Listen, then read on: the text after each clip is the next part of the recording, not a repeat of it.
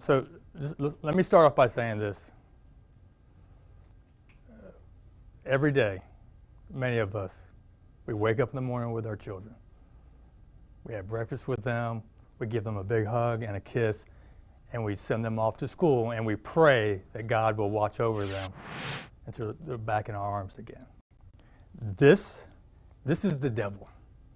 When he wakes up every day, all he thinks about is how he can sexually batter another child. That's what he does each and every day. That's his mindset. I'm very fortunate that the investigators were able to collect the evidence that we needed to put this predator behind bars, because that's what he is. He's a predator. That's all he thinks about. And really, it's our job now to make sure that he remains behind those bars and he never hurts another child again. The reason why I'm holding his picture is because we have discovered some disturbing evidence. We know that there's more victims out there. So I want parents to know, if they live by this predator, if they've ever seen him before, if they think there's a possibility that he may have been around their kids alone, they need to talk to their children, because this man is the devil. Can you talk about how you came to this discovery? We were actually called out to investigate the possible sexual battery of a child. It was during the conversations with her and her parents that we realized that he was at a party that this young child was at. And this child was lured over across the street to the devil's house, where we know that sexual battery occurred. So that's how we were brought in to this investigation. The detectives continued to look for more evidence, and we found it. It's disturbing. It's every parent's worst nightmare. I know the victim in this case, 5 years old. Based off the evidence that you guys were able to obtain, the age range of these other victims? Yeah, we believe that we have ages close to and maybe even older. We're still looking at a lot of information that the detectives recovered during the search warrant, but it's despicable. It really is. It's disturbing for any of us that are parents as well, because we know that they were lured into a situation where they thought they were safe, and he took advantage of them. I was going to say, can you talk about, did he present himself as like a kind neighbor, or just how did he use? That's the information that we have been told up to this point is, he's pretty much friendly. He's in the neighborhood. People know him. He knows them. So we really don't know how many more victims are out there that we're going to discover, during this investigation. We feel that there are many more that we need to talk to.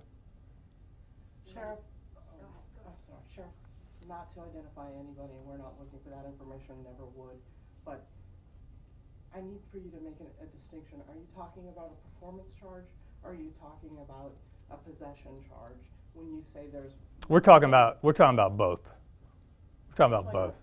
We're talking about, we have actual information of a sexual battery occurring on a minor. We also have evidence of pornography in his possession. This was parents dropped their child off at a birthday party, expecting that child to be safe, to be looked after. Talk a little bit about what your message is to parents about what they should be preparing their children for. This was a 5-year-old. Well, we always talk about stranger danger. We always talk about, talking to our children about the predators that are out there, those that want to prey upon young children.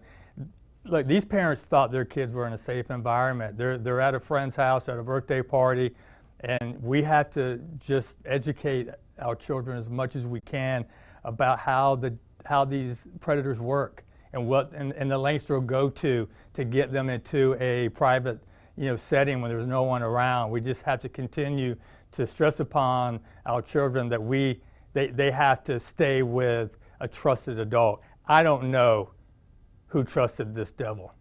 We don't know that yet. We don't know how much time he's put into really working at his craft, at trying to build relationships, but we'll find that out.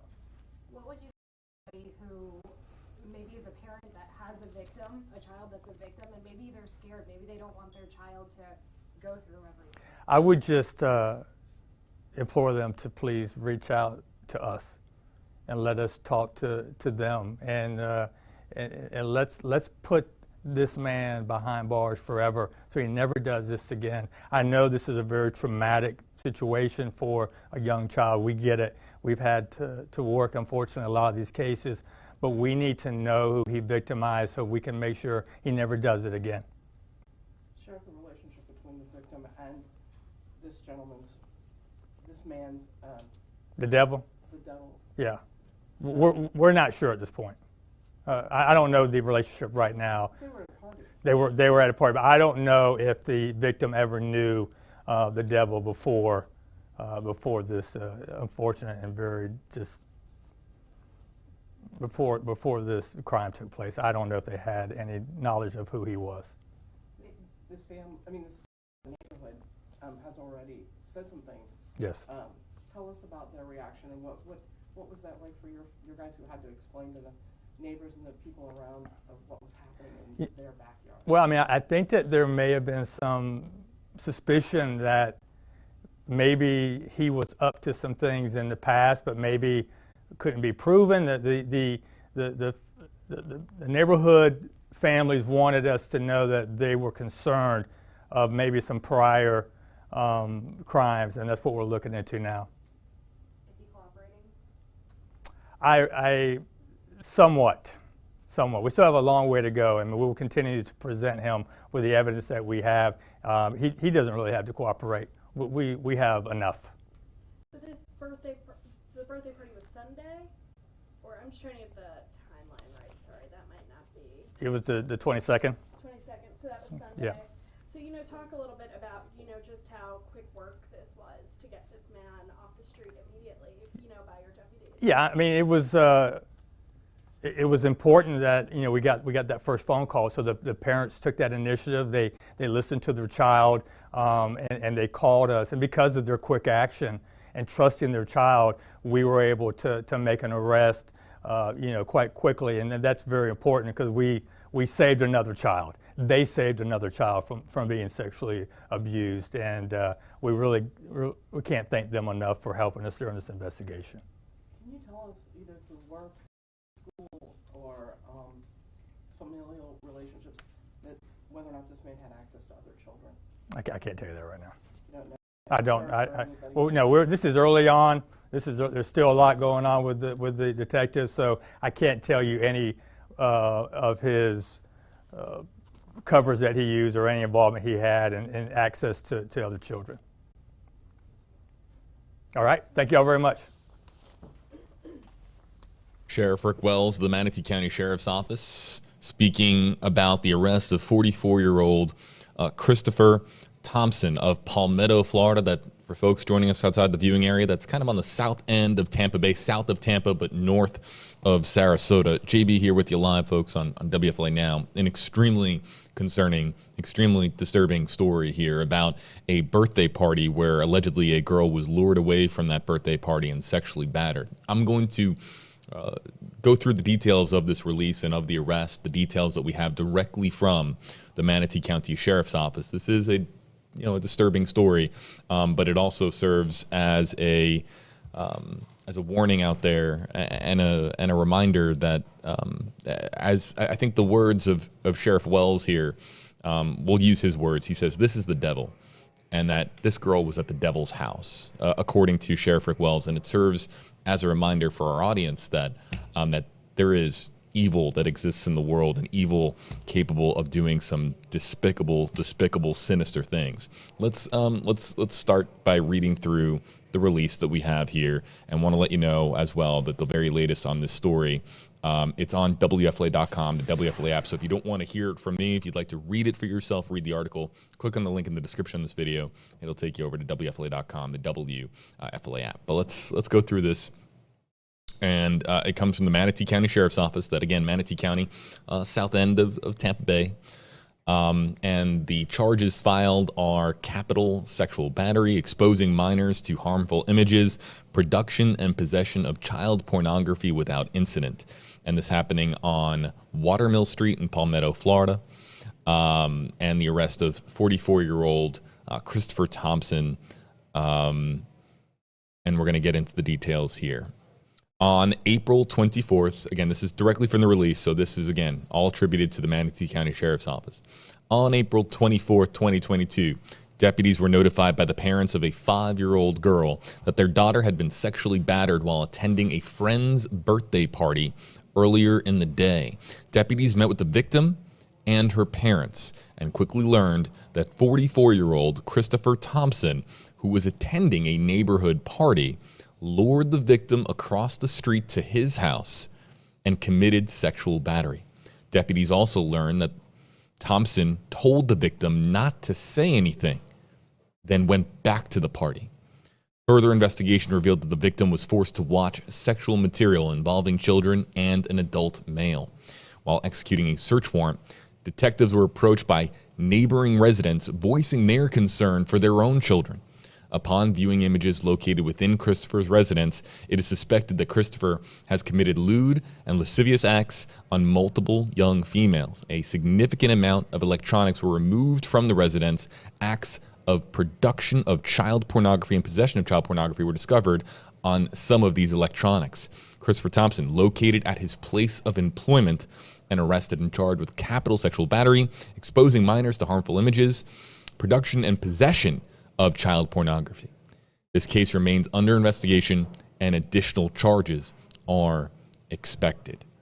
Detectives believe there are more victims and encourage anyone with information about similar incidents involving Christopher Thompson to contact the Manatee County Sheriff's Office at 941-747-3011. We're gonna kind of unpack this for a moment, but if you're disturbed by the story, you're not alone. This is obviously an extremely concerning and disturbing story out of Manatee County. And again, the words of Sheriff Rick Wells, I think he said it 5 or 6 times, referring to the man on the right side of your screen, Christopher Thompson, as the devil. That was the word that he chose to use as a label for, again, the charges are serious, and we have to remind our audience, innocent until proven guilty, and Christopher Thompson is innocent until proven guilty, but in the words of Sheriff Rick Wells, they have an overwhelming amount of evidence to the point where cooperation, in his words, isn't even fully necessary. That upon executing the search warrant, it seems that they have enough evidence, and they have enough from speaking to this 5-year-old girl and her parents, that they have enough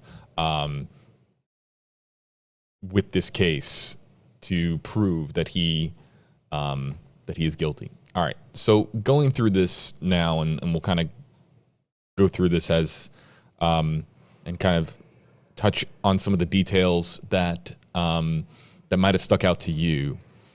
He was at the party. He was at a neighborhood party. And I'm going to read this again. Deputies met with the victims attending a neighborhood party, lured the victim across the street to his house and committed sexual battery.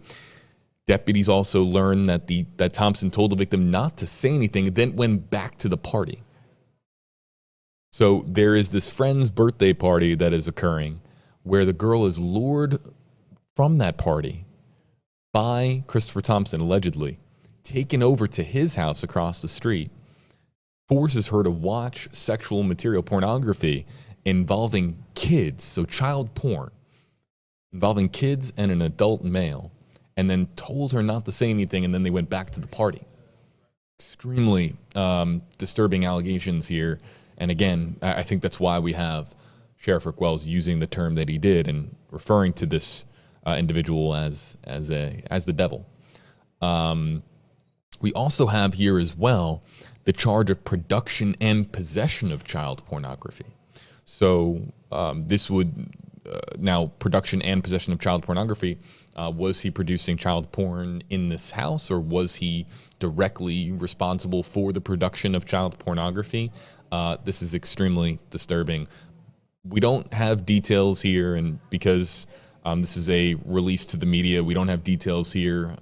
They're obviously extremely sensitive details, but we have the 5-year-old being sexually battered. Don't have too many details on exactly what that entails, but it's, of course, this is a parent's worst nightmare come to life. And then not only do you have the parents of this 5-year-old girl having to deal with this, and also and speaking to law enforcement and having to now cooperate to ensure that that these allegations stick, and that Christopher Thompson's the charges against him stick in a court of law. But we also have the parents on the block. Again, let me read this again, because this is interesting. Christopher Thompson was located. Oh, no, I'm sorry. Here it is. Further investigation revealed that the victim was forced to watch sexual material involving children and an adult male. And while executing a search warrant, detectives were approached by neighboring residents voicing their concern for their own children. So concern within the neighborhood that if Christopher Thompson was had relationships with other kids in the block, again, we don't know at this time, is he a father to his own children? Is he living on the block as a dad? Were kids over for play dates? These are all now major questions with this story, and there being that much concern on the block that people were coming up to officers and coming up to the team executing the search warrant while it was being executed leads to, of course, points to there being extreme concern for the acts that this individual was accused of. So I'll try to answer as many questions as I can using our hashtag system. I'm going to get to this one first. It comes in from Cheryl Jenkinson. I was trying to look this up during the press conference for you, Cheryl, and I could not find out, but this could come out in time. Cheryl Jenkinson asking, when it does populate on screen. Hold on. And this should be Cheryl's comment. Hashtag AJB, where does he work? And does he work with children? This is, of course, extremely pertinent to the story because let's not forget, in reading this release, he was arrested at his place of employment. Are kids present at his place of employment? Where does he work? What does he do? Hopefully we'll be able to get these questions answered by Allison Henning, our fantastic reporter covering that section of Tampa Bay. So we'll look for her reports tonight on WFLA.com, the WFLA app, if we find out over the course of the day where his place of employment is or was. You're being arrested at your place of employment. It's very possible that you then get terminated from your place of employment. Let's get to some other questions and comments. Again, trying to be a resource for folks and try to answer. But I think the real thing, the big takeaway for this is just it's an inconvenient reminder that this type of evil exists in the world. It's a despicable reminder that this type of evil exists in the world. And so for parents out there, this was a birthday party where your kid is supposed to be safe. You're supposed to be able to have your 5-year-old daughter go to a birthday party and not have to worry about this type of evil existing in the world. But it just goes to show, this is a reminder that parents can't ever really let your guard down. It's just an extremely disturbing story about where, if this young girl's at a birthday party with a lot of children her age, of course there would be concern from other people in the neighborhood. Deeply disturbing. I'm looking for some other comments. With our hashtag system, I'm not seeing hashtag AJB to have your question answered. I'm not seeing too many others, but clearly an extremely just despicable release from the Manatee County Sheriff's Office describing an extremely despicable act that is alleged to have taken place this April here in the state of Florida. I'm reading just some of the YouTube comments. Hello to our YouTube audience. Yeah, it's a terrible story, but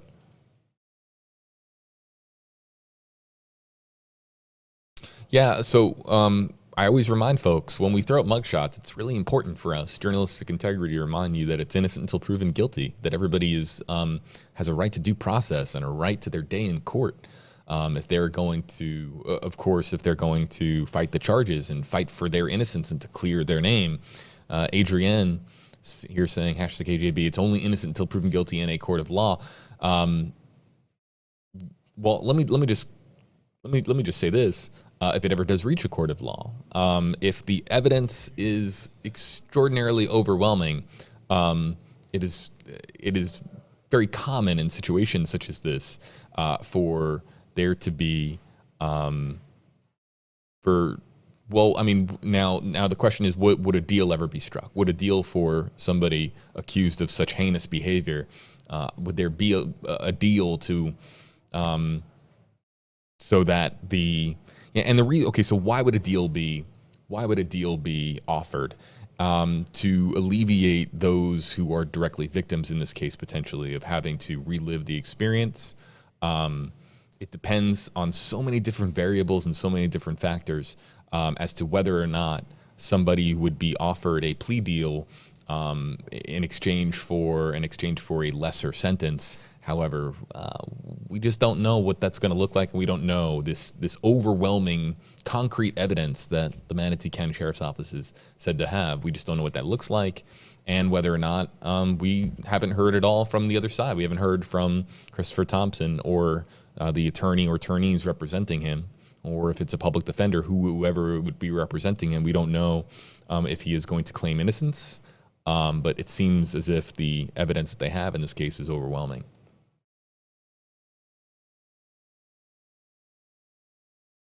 A lot of comments about Grady. I see some Grady Judd comments. We will we'll bring this comment on screen. We're going to look into this. Brandy Holland, #HAB, does he have prior criminal history? We will look into this. And try to get some answers for you tonight with Allison Henning. That's something that I could probably look up here while live on stream, but I want to kind of just take some more questions and comments, and then we'll have to push to our website and our app for other news that's happening right now here in the Tampa Bay area. Yeah, and I bring up this comment from Sharon. Sharon, I'm grateful that you bring this comment up. Sharon says, #AJB, the guy must have been known by the child to even feel comfortable to go to his house. The child is 5 years old and still a child. It's not the parents' fault at all. That's Sharon's comment. But I want to focus on the first part of this comment, because so many times do we hear stories of there being a child predator, and it's not the creepy person in the shadows lurking or somebody, it's someone that looks the part, so to speak. It's the neighbor next door. And I know that sheriffs say this all the time. It might sound cliche, but it really is true, that it's not always this evil monster lurking in the shadows and comes out of nowhere and takes advantage of a child. Most of the time, it is somebody that is known to the family. Again, for the 5-year-old to have been comfortable to go over to his house, and we don't know whether or not the child was comfortable going to the house. Comfort is a relative term, but we do know that the child went with him to the house, and there might have been comfort there from the child following his lead, or at least a willingness to go over there. Was there a promise of something at the house? I mean, we can't speculate. There's so many details that we don't know about this story, but it's a reminder to parents out there that child predators aren't those who look like something that you would see in a Netflix series or an HBO show or something like that. It's usually the person that is that is closer than you think to the family. One or two more before we have to get going. And yeah, I see some people in our comment section sharing this, saying, watch out, tagging people, friends of theirs, saying, hey, yeah, folks in Palmetto might want to tag friends. If you know somebody in the Palmetto area in Manatee County, you might want to tag them, share this video, send it to them in a direct message.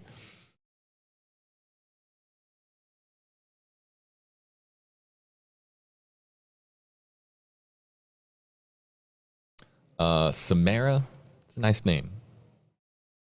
Samara Casper, hashtag HJB, how scary for the parents and kids. Prayers to all involved. She had to have known him to go to him. I think that's what I'm seeing from a lot of folks in our comment section. And yeah, you would imagine that if the child's going to go over there, that there was some at least initial level of comfort to be able to leave the birthday party. Getting a kid to leave a birthday party is no easy task. Getting them to leave, go across the street or go to a neighbor's house and be with a guy in a house away from a birthday party.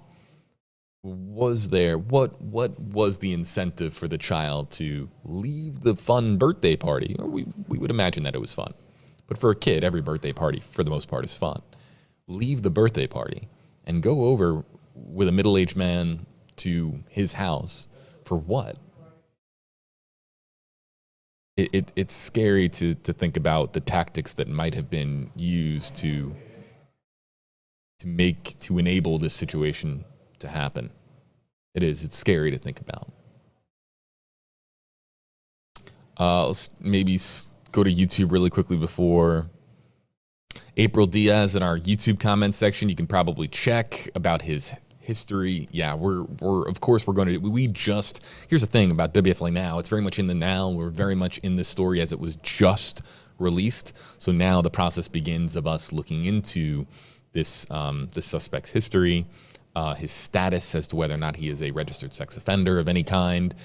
If he is a registered sex offender, then the proximity of him being nearby children, all these questions now come into play. But this isn't a story that is days old, and we're bringing it to you because this has all happened in the last 90 minutes.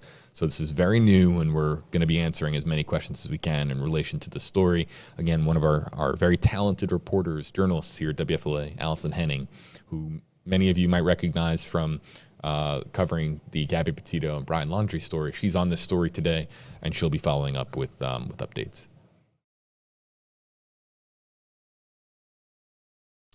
Looking for some other questions, comments.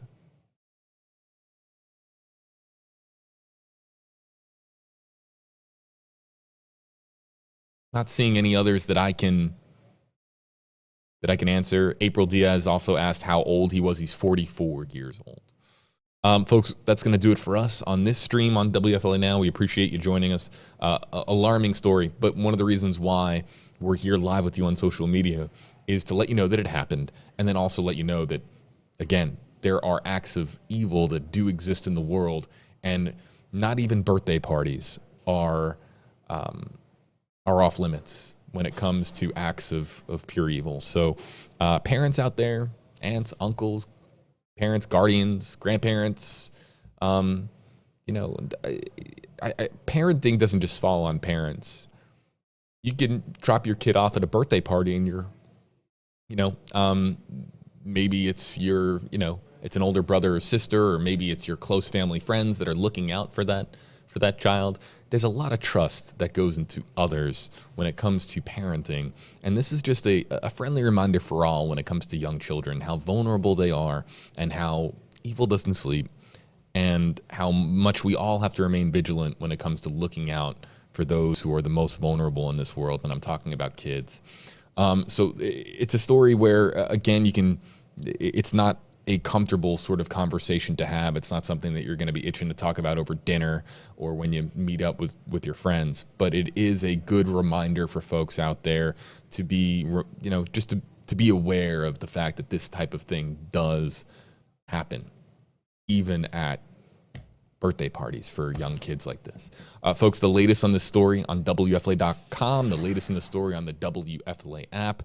We have the details. If you're just joining us in this last minute or so on this live stream and you want to hear more about how this happened, you can click on the link in the description of this video. It'll take you over to WFLA.com, the WFLA app, where we have the latest from the Manatee County Sheriff's Office, them calling 44-year-old Christopher Thompson the devil and luring a 5-year-old girl to the devil's house, is the quote from Manatee County Sheriff Rick Wells. The latest on this story, and the story that will be updated with additional information as we learn more about it from Allison Henning. It's all there for you on WFLA.com and the WFLA app. Thanks so much for joining us.